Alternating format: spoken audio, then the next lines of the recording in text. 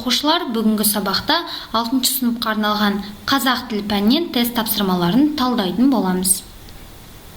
Бірінші мәтін: баланың өскен бесігі кең дүниенің есігі. Баланы әдептілікке тәрбиелеу отбасынан басталады. Әдептілік күнделікті отбасының өмірімен, ұлттың салт дәстүрімен бірге қалыптасады.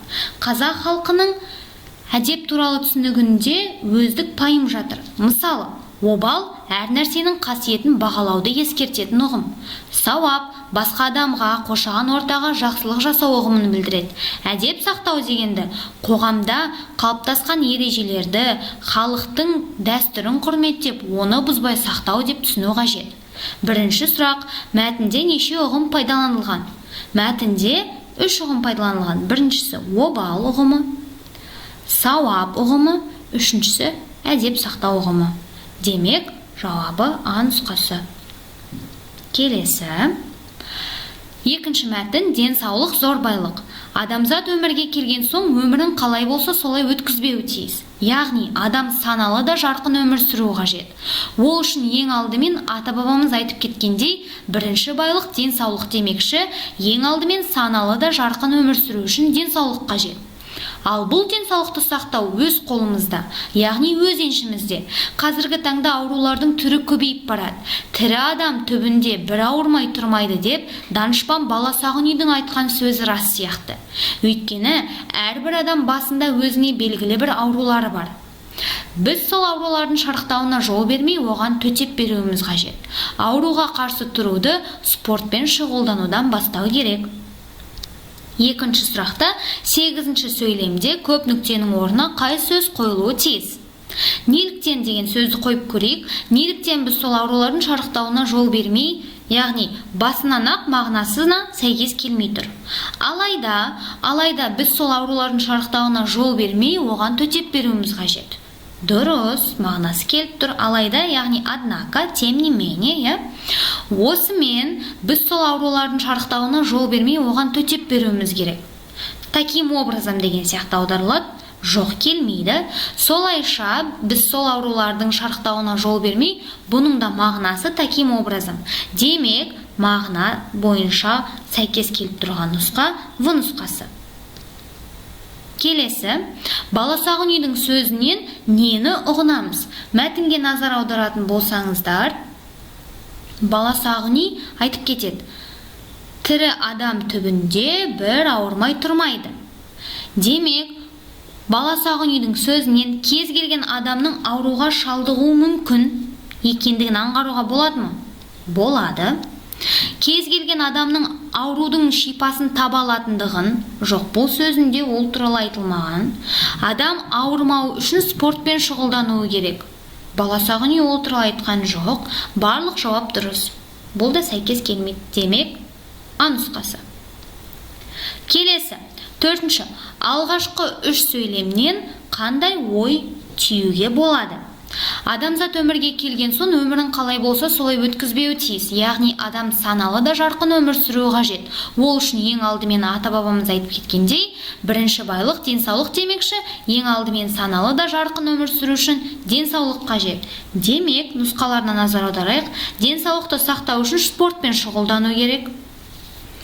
Нақтырақ емес, бұл емес. Адам баласы ауруды сұрап алмайды. Бұл туралы да жазылмаған. Адам денсаулықтың бағасын білуі керек. Дұрыс. Өмірге келгеннің өзі бақыт. Әрине бақыт, бірақ бұл туралы бізге ешқандай ақпарат берілмеген. Демек, С нұсқасы. Келесі. 3-ші мәтін. Қасым Қайсенов 1918 жылы 23 сәуірде Шығыс Қазақстан облысының Ұлан ауданында дүниеге келген. Ұлы Отан соғысы кезінде Чапаев атындағы партизан құрамасының 3-ші отрядын басқарады. Одан кейінгі кездерде 1944 жылдың аяғына дейін Молдавия, Чехословакия, Румыния жеріндегі партизан қозғалыстарына қатысады. Отряд командирі болып жүріп, жау тылында жүздеген жорықты басынан өткереді. Соғыс аяқталған соң Қазақстанға оралып, Қазақ КСР жоғарғы кеңесінің президиумы аппаратында жауапты қызметте болады. 1953-1972 жылдар аралығында жазушы баспасы директорының орынбасары, Қазақстан Жазушылар одағының көркем әдебиетті насихаттау бюросы директоры болып қызмет істейді. Еліміздің бейбіт күні үшін жанкешті соғыста ерлік көрсеткен ерен тұлға есімі әрқашан ұрпақтар санасында болмақ. 5-ші сұрақ, мәтінге қай мақал мәтел лайық? Ел болам десең, бесігіңді түзе. Жоқ, қатысы жоқ. Ерлік білекте емес, жүректе. Қатысы жоқ. Батыл аңғал, ер көдек. Бұл да қатысы емес мәтінге. Ел үмітін, ер ақтар. Дәл солай. Яғни д нұсқасы. Асты сызылған сөздің орнына қоюға болмайды. Яғни қай сөзді қоюға болмайды? Әрқашан деген сөз әрдайым келеді мағынасымен, әлбетте, яғни конечно деген сияқты, безусловно деген сияқты. Жоқ, онша келіңкіремейді, мынау келеді, келмейді. Қашанда, то есть всегда деген сияқты, әркез, әрдайым, әрқашан деген сияқты. Бұл да мағынасымен келеді. Үнемі, постоянно, то есть всегда, әрқашан, бұл да келеді. Демек, мағынасымен келмейтін сөз әлбетте. В нұсқасы. Келесі, дұрыс ақпаратты белгілеңіз. Еліміздің бейбіт күні үшін ерлік көрсеткен ерен тұлға есімі ұрпақтар санасында қалмайды. Қате.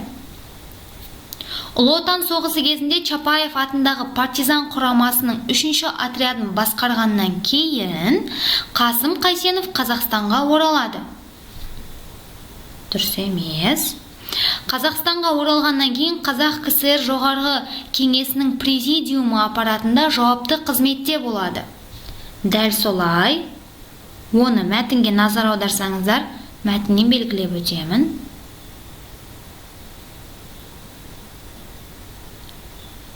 1944 жылдың аяғына дейін Молдавия, Чехословакия, Чехия, Ресей жерінде партизан қозғалыстарына қатысады. Қате. Демек, дұрыс нұсқасы С. Келесі, 4-ші мәтін, таулар сыры.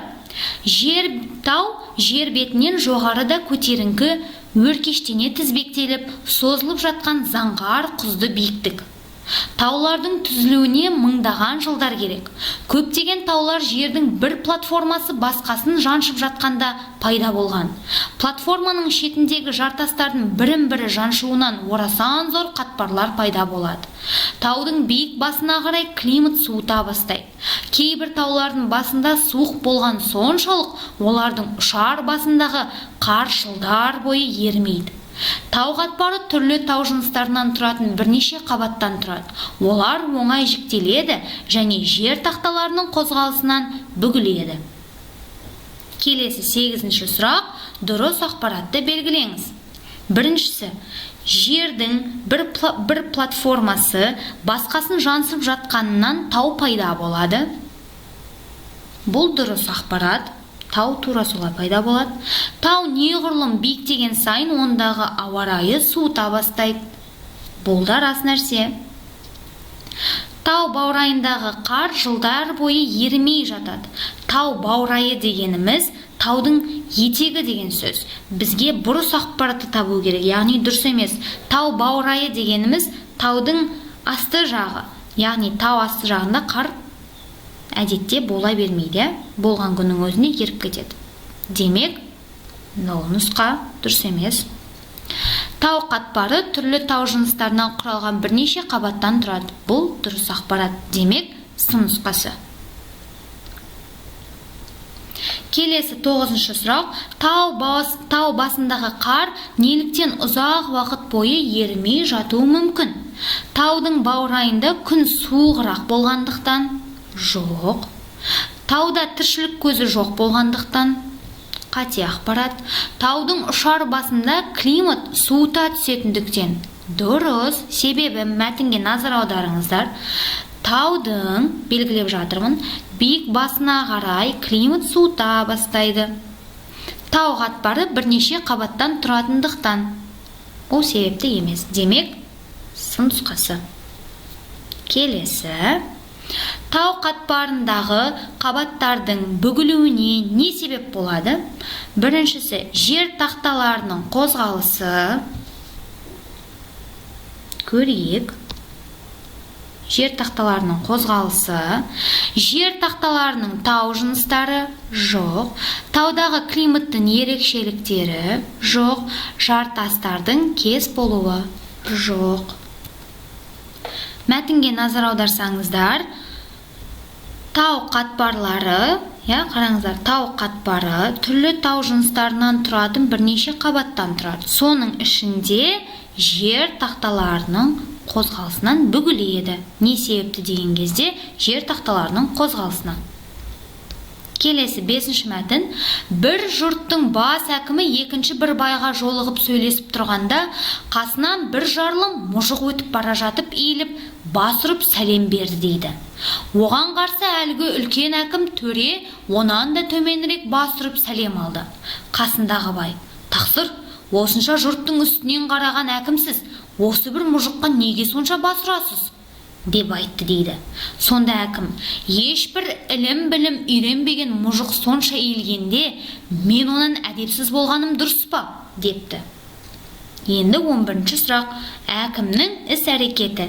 Кербездік дегеніміз өзінше болу. Жоқ. Тәкаппарлық, гордыя. Жоқ. Әдептілік. Мүмкін. Дөрекілік, грубость. Жоқ. Әдептілік, воспитанность, Демек, сын нұсқасы. Мәтінге сәйкес келетін мақалды белгілеңіз. Мақал: адам бір-біріне қонақ. Бұл мақал мәтінге сәйкес келмейді. Ұлық болсаң, кішік бол. Келеді. Ұлық деген, яғни неғұрлым дәрежең жоғары болса, соғұрлым кішіпейіл бол дейді. Жарлы болсаң да арлы бол. Жоқ.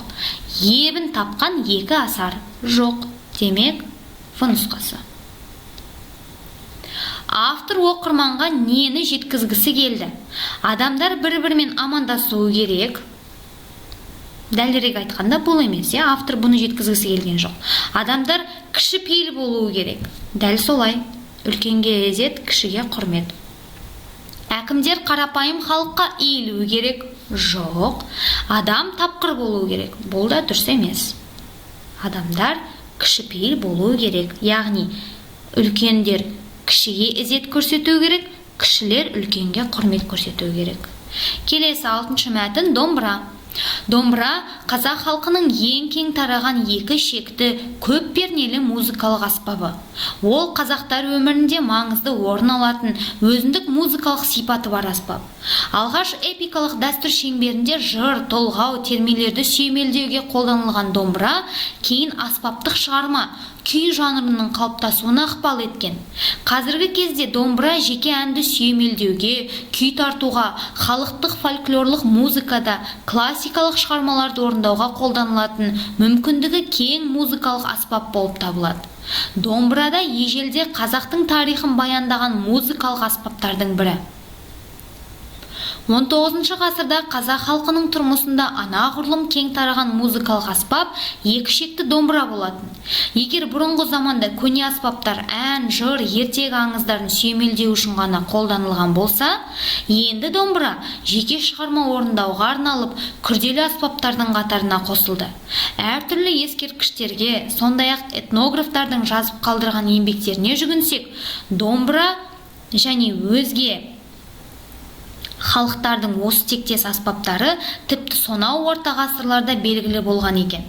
Өзбектердің домбыраға өте ұқсас екі шекті дутары алғаш рет Әл-Хусейнидің музыкалық канон деген трактатында ауызға алынды. 14-ші сұрақ. Домбыра және домбыраға ұқсас аспаптар шамамен қай уақыттан бастап қолданыста болған? Ежелгі дәуірден? Жоқ. Орта ғасырдан? Дұрыс, мәтінге назар аударыңыздар. Орта ғасырдан, себебі 6-шы сөйлемде 19-шы ғасырда деп тұр. 19-шы ғасыр, орта ғасыр, басқаша сөзбен. Жаңа заман? Жоқ. Орта ғасыр соңынан?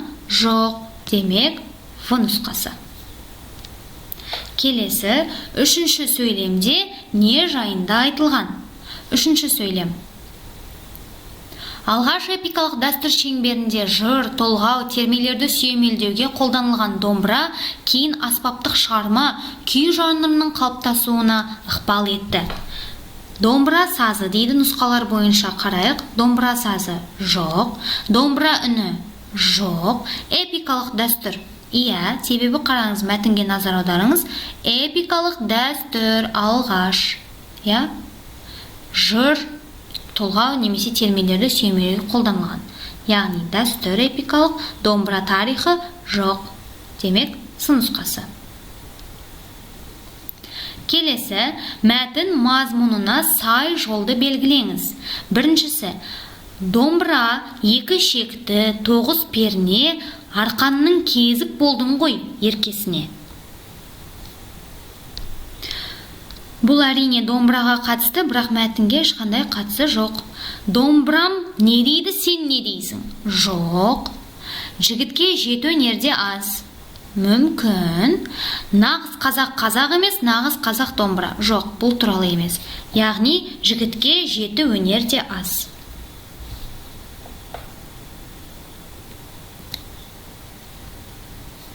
Келесі, 8-ші сөйлемдегі асты сызылған сөзбен мағыналас сөзді белгілеңіз. 8-ші сөйлемге назар аударсаңыздар, өзге деген сөздің асты сызылып тұр. Осы өзге сөзіне мағыналас сөз. Өздік жоқ, басқа иә, бірнеше жоқ, ұқсас жоқ. Демек, В нұсқасы. Келесі, бүгінгі таңдағы домбыраның қолданыс аясы жайында қай сөйлемде айтылады? 4-ші сөйлем, оқып көрейік. Қазіргі кезде домбыра жеке әнді сүйемелдеуге, күй тартуға, халықтық фольклорлық музыкада, классикалық шығармаларды орындауға қолданылатын мүмкіндігі кең музыкалық аспап болып табылады. Мүмкін. 6-шы сөйлем, 19 ғасырда қазақ халқының тұрмысында анағұрлым кең тараған музыкалық аспап екі шекті домбыра болатын. Жоқ, бұл қолдану аясы туралы айтып жатқан жоқ. 3-ші сөйлем, алғаш эпикалық дәстүр шеңберінде жыр, толғау, термелерді сүйемелдеуге қолданылған домбыра, кейін аспаптық шығарма, күй жанрының қалыптасуына ықпал еткен. Жоқ, бұл ықпалы жайлы. 5-ші сөйлем, домбыра ежелде қазақтың тарихын баяндаған музыкалық аспаптың бірі.